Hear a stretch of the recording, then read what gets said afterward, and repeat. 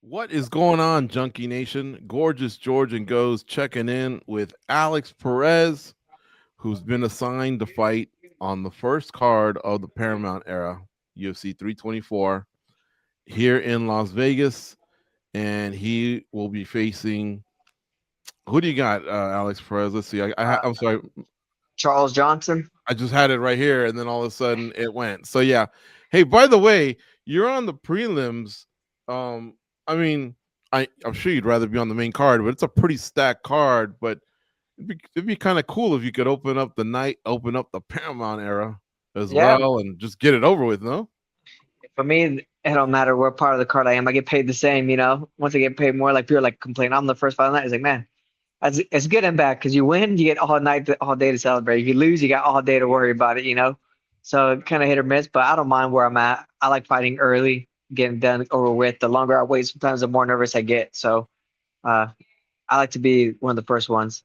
I used to tell fighters the cool thing is you can hang around, watch the fights after you shower and do media, grab a bite to eat. But is it true now you fight and they kind of escort you out, or is that more of an Apex thing? But or does it have a No, T-Mobile as well? it's happened everywhere. They just get everybody out of there. You know, you go do medical stuff like that, do your media, and then they get you home basically as soon as possible. They get you back to the hotel, or like I know some guys that live here in Vegas, they get taken home. You know, like I know when I cornered Cody Garbrandt, they go to his house, pick us up there in the car, take us back and forth. You know, so kind of just hit or misses. For me, I like it better that way. You know what I mean? Really? I want to go home, hang out with my kid, you know, see my family, see my friends. Because everybody's watching the fights, you can watch it. I think, like, don't get me wrong, it's fun watching fights live, but I always think it's better on TV. If you've never been to a UFC event, like, you should go definitely because it's a good experience, crazy experience. But for me, I like watching better on TV personally. Well, I agree there. If you've been to a bunch, which I'm sure you have, and so have we, yeah, I got you. But being that you're already there, and especially if you're in a good mood, especially if you got to finish, you kind of want to hang around, plead your case for that bonus. I don't know. I think that would be my preference, but then again, maybe you just want to put a cold pack on your head and kick your feet up and have a beer. Who knows, right?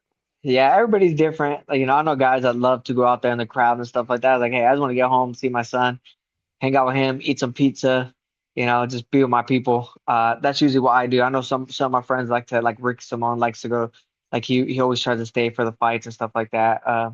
Just hit or miss. Everybody's different. Plus, I'm tired of seeing the same faces, man.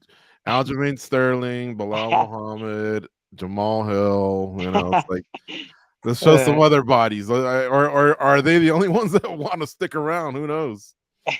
yeah, man. I don't know. It's weird how that works. I've asked for tickets for a couple of Mackenzie, events. I asked for tickets Mackenzie's for a couple always of on. events. Oh yeah, they're always there. Like I asked for tickets for a couple of events. Sometimes you get them, sometimes you don't. I was like, oh man. But I Hmm. mean, it is what it is. Yeah. All right. Well, listen, this division is really popping. For one, we got a switch at the top, even though it was not how everyone would want. Even Joshua Van, I don't think would want it that way. It happened. He is at the top. We no longer have the long-standing champion Alexander Pantoja, but guess what? They've booked Marino. He's headlining in Mexico. Yeah. Horiguchi. He came back after like 9 years. He's booked again. Yeah. Who knows, Van and Cop or Van and Panto? I don't know, but it just looks like the pieces are moving again. Now, granted, you got to obviously dig yourself out of this bad run that you're on, or whatever Yeah. you want to call it. But what I like is that everyone's staying busy, and by the end of the year, if you get a couple dubs together, maybe you're in that mix. But Charles Johnson gave Joshua Van a loss. Can you believe that? Yeah, I mean Charles is good. I've actually trained with him in the past. He came in at Team Oyama.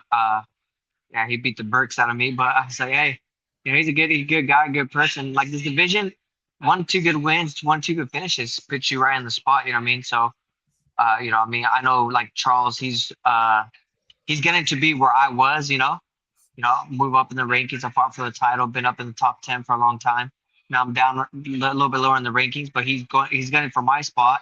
And I mean, I'm coming off a loss to Asu Mubayev, so I'm looking to bounce back. So it's kind of like I mean, it's going to be a good fight regardless.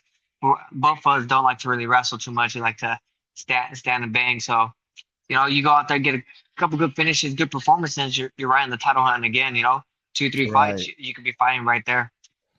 Yeah, and that was kind of my point. I didn't want to make it sound like it was impossible for Johnson to beat Van. My point was more Yeah, the same guy you're facing was a guy that at one point beat the champ, and then the champ dusted himself off, put together a streak, and look where he's at. Because again, the division is popping, but it's shallow, kind of compared to lightweight and welterweight, where there's probably about 100 of them, right? There's probably about 50 of you yeah, guys or 35 of you guys.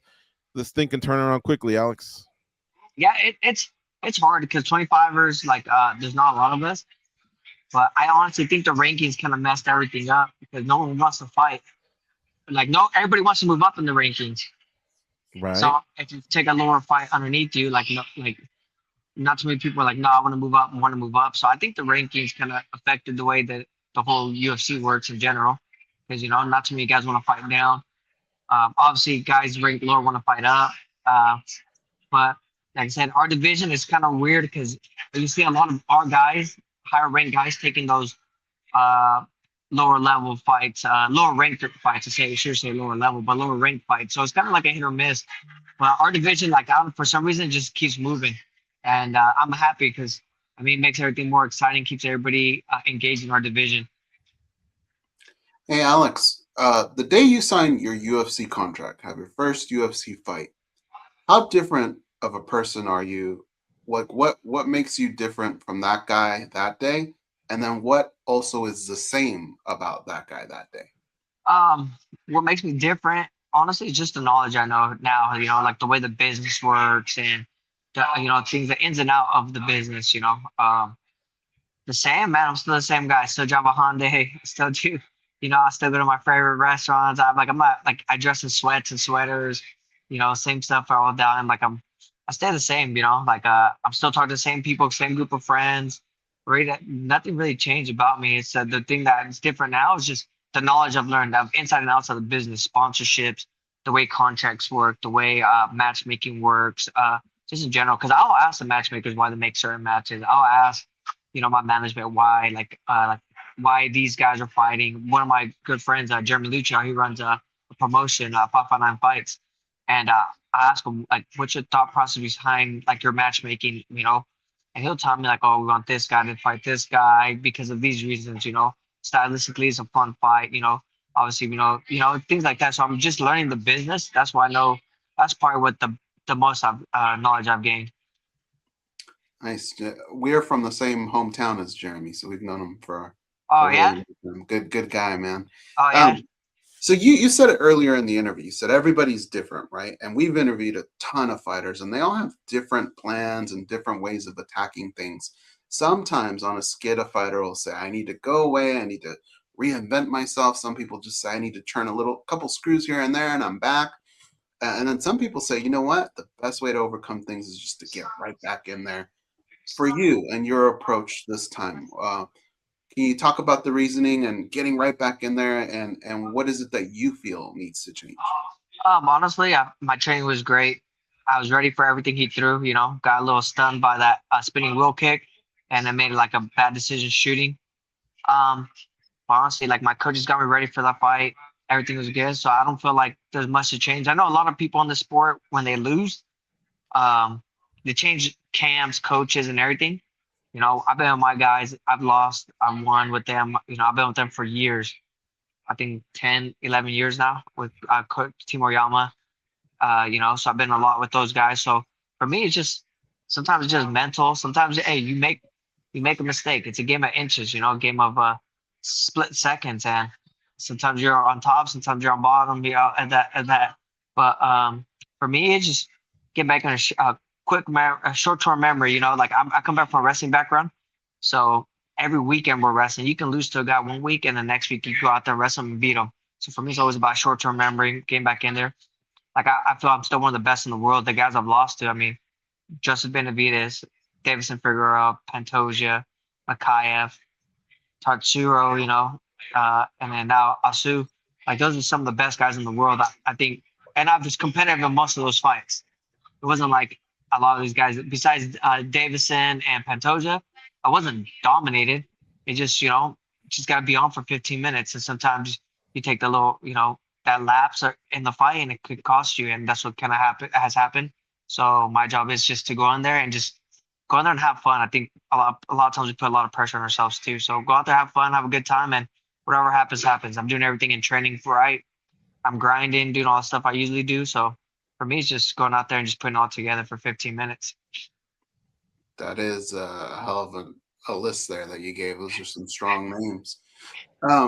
For your opponent, when you first get his name, you look at his game, what he does, how long before you can already envision this is what we're going to do, and this is what I'm seeing, how this fight can end? And without giving away your game plan, can you maybe share a little bit of that? What do you see happening here? For me, honestly, well, this one was a little different because we have trained in the past together. Like I said, he came to Team Oyama, and we see each other like on Fight Island and stuff, and had trained together. So he's good. He like when we train together, he was piecing me up. He's good on the feet. He has good wrestling, good everything. For me, it's just one of those things. Like even though you piece me up and beat me at practice, I still believe I can beat you. Uh, so usually in a fight, I just go down there. I feel like I'm a good matchup. I'm a good wrestler, good hands. Pretty good defense on things. My jiu-jitsu's all right, so I feel like I can match up very well with everybody. To me, it just comes down to like their fighting style. I guess I see what they're good about. Okay, you're gonna be a more wrestler. I look for entertaining fights. Honestly, I look for the guys that are gonna go in there. We're gonna kickbox. We're gonna box. We're gonna kind of be on the feet. Kind of guys. But to me, like I said, I say yeah right away. My manager asked me. They already know really not to ask me. Like, hey, you want to fight this guy? They already know. Hey, just sign it. Let me know when and where we're going. Because I feel like I can beat any of these guys. When I'm on. So for me, it's always just, hey, let me know the date and time. So I really don't have too much to think about it. I let Coach Oyama kind of deal with the game plan and do all that stuff, and we'll kind of go in our direction. But I'm in the gym year round, so I'm improving, daily.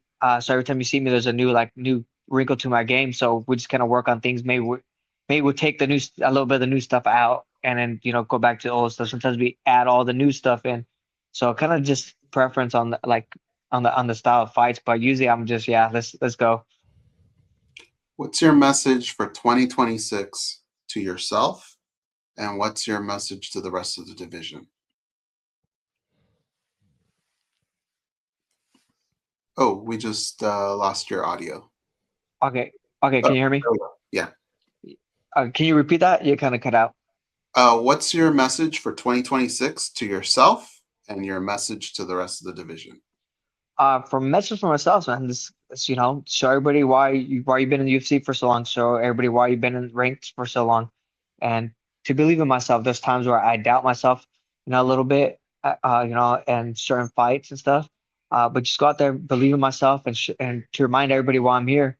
And then division, I just want to remind everybody, hey, I'm still here. I've been in here for a long time. I'm still one of the best guys in the world. Like the guys I've lost to, like I said, all guys, top resumes, have fought for titles. So for me, it's just to show everybody that I'm still here. I still belong in the UFC. Still belong with the top guys in the world. Are you season 1 Dana White Contender Series, by the way? Yeah, season 1. I think season 1, episode 5. 5. Yeah. Chris Gray, right, or something like that? Yeah. So I fought him. Yep, back when they had the Snoop cam. Yeah, this is how much things have changed, and you're only 33, so there's still plenty of time to get down. But Yeah. Demetrius was still champ, I think. Yeah. He was still not only champ, he was around. I mean, he was in the UFC versus being at one championship. the OGs. I think you had Demetrius, you had Ozzy Pantoja, Eric Shelton was in there. You had Benavides. You have I think Dustin Ortiz had just got cut. I think Brandon Moreno wasn't even in the UFC. I think he might have just got cut. You had Henry Cejudo still. You had the list goes on and on. I mean, some of these guys, some of the guys feel like Dustin Ortiz. Who's that? Right. But some of He was these a guys, tough yeah, wrestler. that guy was an animal.